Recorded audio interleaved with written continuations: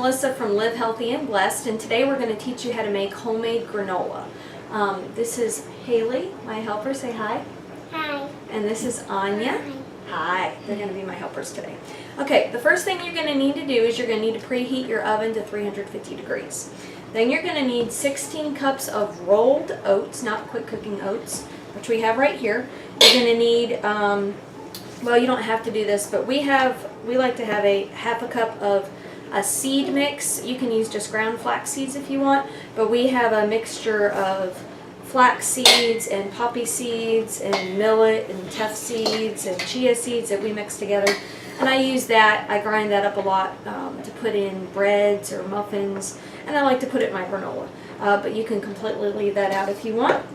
And then we have 4 cups of dried fruit and nuts, and so we've already mixed up, that's whatever you want to use.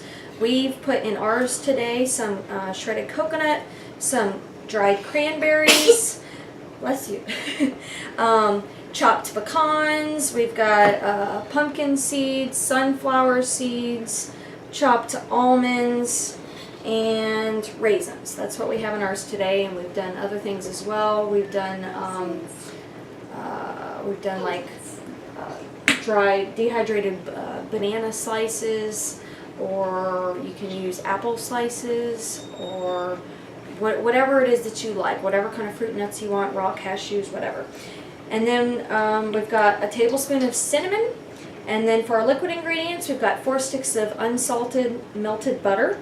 We've got a half a cup of coconut oil, 1 cup of honey, and a tablespoon, or you can use a little bit more, of vanilla extract.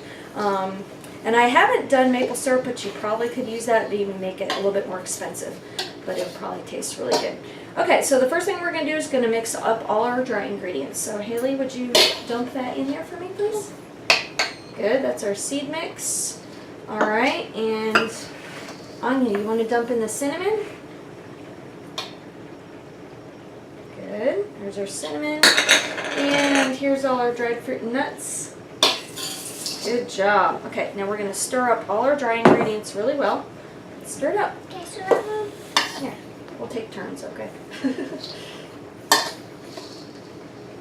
All right, good job. Okay, here, Haley, you want a turn? Let Haley have a turn. Have the kids help too, especially the little ones. They really like to help. This is an easy recipe that they can help with. All right, now Mommy's turn. Okay, so we're just going to stir it up real good. Now this makes a very big batch, but we have a large family. You can easily half this or quarter this if you want, but it lasts for several weeks, and we like to just keep it in a big glass jar and use it for cereal in the morning with milk or almond milk or whatever you guys like to have. And we also love to put it on our homemade yogurt as well. So very nice and healthy treat. Okay, so now we're going to mix together all of our liquid ingredients. We've got our 4 sticks of melted butter. Hold on, we're just going to mix it all up in this. Just so we make sure that we mix all our liquid ingredients well. There's our coconut oil. Okay, we're going to do our vanilla. And then we've got our 1 cup of honey. I used to use brown sugar in this recipe, but I just omitted it and actually added the coconut oil instead, and it turns out just fine. And that way we don't have any refined sugars in there. Alright, I'm just going to stir that up real good. Okay, alright Anya, let's put that down. Okay, you ready? Now we're going to stir this. Alright, put all our liquid ingredients in there. it's yummy. Yeah, it is yum yum, that's right. Alright, stir it up. Stir it up. Alright, just a minute. You want to make sure all those dry ingredients are coated really well with all that liquid. Here, you want to take a turn, Haley? So it doesn't burn.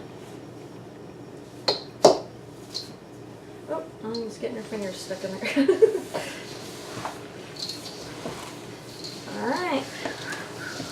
Just going to stir it up a little bit more. Alright, you let go for a second, Haley? Thank you. Okay.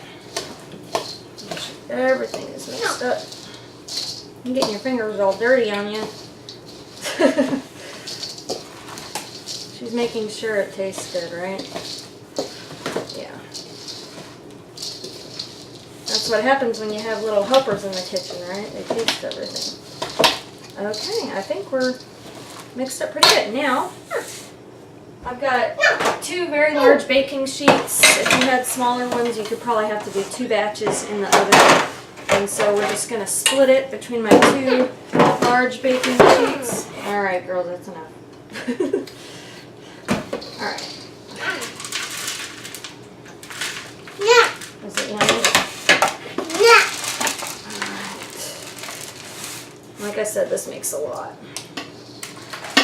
But it's going to be way better than the store-bought cereal, of course. Doesn't have anything bad in it. And you can customize it with whatever kind of fruit and nuts you want. Or you could, even if you wanted to, you could use, I've done pumpkin pie spice before instead of cinnamon. And that adds a nice flavor. And like I said, you could maybe try maple syrup, although I haven't done that yet. But that sounds really, really good to me. I'm going to do that. Do that, and I spread it out on my baking trays. Make sure it's all even. That's yummy. Yummy, alright. When it's done cooking, then we can eat it. Yeah, then we'll get to try it when it's done. Yeah. Alright. Put this. We'll have it for breakfast tomorrow, that's right. Mm. Okay, now, I'm going to put this in the oven. Alright, Anya? I know. No more. Okay, watch out. Now we're just going to bake that in the oven for 15 minutes. Then, depending on how your oven is, you might want to switch your pans or turn them around. I like to stir it after 15 minutes and then cook another 15 minutes. So that'll be a total of 30 minutes cooking, but you just want to check on it. You want to make sure it doesn't burn, because it can burn it, and it can also burn your raisins. They'll get black if you cook them too long, and your granola will turn black, and you don't want to do that. So we'll be back in about a half hour to go check on our granola. All right. Bye. Okay, we're back. Our granola finished cooking for about a half hour, and then what we did is we let it cool completely on our baking sheets, because we didn't want to put it in here with it being hot and it's steaming up the jar. So let it completely cool, and then put it in, we like to put ours in old glass pickle jars, and the big batch that we made makes 1.5 gallons, which may seem like a lot, but if you go through a lot of store-bought cereal, boxes and boxes, this is much better for you, much more filling, healthier, and you can customize it however you want, and way cheaper than the store-bought granola at the store that costs a fortune. And you can control exactly what goes in it. So that's basically all there is to it. Like I said, you can have it with milk, or you can have it with like a cereal, or you can have it with homemade yogurt, which is the way that we like to have it a lot. Or you can sprinkle it on little desserts and make a parfait with fruit, so that would be really good too. So Camden was going to see if it tastes good as he makes a mess on the counter. Is it good? That's delicious. Yeah. The original recipe that I had actually had a lot of brown sugar, lots of brown sugar and honey, and it was really good but super sweet, and so I've modified the recipe a lot, and so it's really not overly sweet at all. It's really just got a nice mild sweetness to it. So we hope you enjoyed the video. Thanks for watching.